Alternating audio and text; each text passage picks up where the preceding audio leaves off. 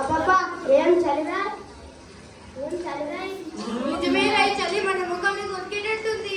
అరే ఏం కర్మారా ఇది, అర్ధరాత్రిలో చలికుంటారా?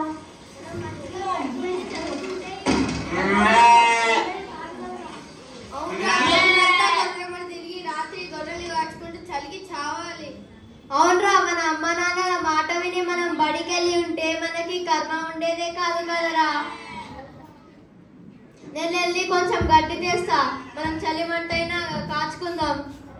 వెళ్ళరా, కనీసం ఆ పైన అయినా చేయరా. అరే ఇంతకీ మీరు భయపడకుడి, ఇదిగో ప్రజలందరికీ కలగబోవు మహా సంతోషకరమైన శుభవర్తమానం నేను మీకు తెలియజేయుచున్నాను. దావీదు పట్టణమందు నేడు రక్షకుడు మీ కొరకై పుట్టి ఉన్నాడు. ఈయన ప్రభువైన క్రీస్తు. దానికి ఒక అన్నవాళ్ళు, ఒక శిశువు పొత్తి గుడ్డలతో చుట్టబడి ఒక తొట్టిలో పడుకొని ఉండుట మీరు చూసెదరు.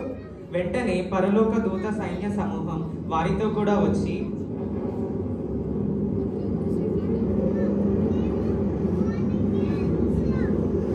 సర్వోన్నతమైన స్థలములలో దేవునికి మహిమయు, ఆయనకి ఇష్టలైన మనుషులకు భూమి మీద సమాధానం కలుగును గాక.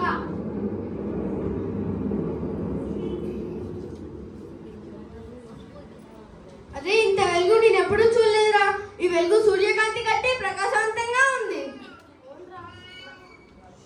నా జీవితంలో ఇంత వెలుగు నేను ఎప్పుడు చూడలేదురా. అవునరా, దయ్యం అనుకొని భయపడ్డాం కదరా, కానీ ఆ దేవుడే మనకి సువార్తను తెలియజేయడానికి దూతల్ని పంపించారా. అరే ఇంతకీ ఆ దూతలు మనకి ఏం చెప్పారా? అరే మన కొరకు దావీదు పట్టణంలో మన కొరకు రక్షకుడు పుట్టాడతారా. అవునరా, మనం వెళ్ళి చూసి సువర్తమానం అందరికి తెలియజేద్దాం. పదండి.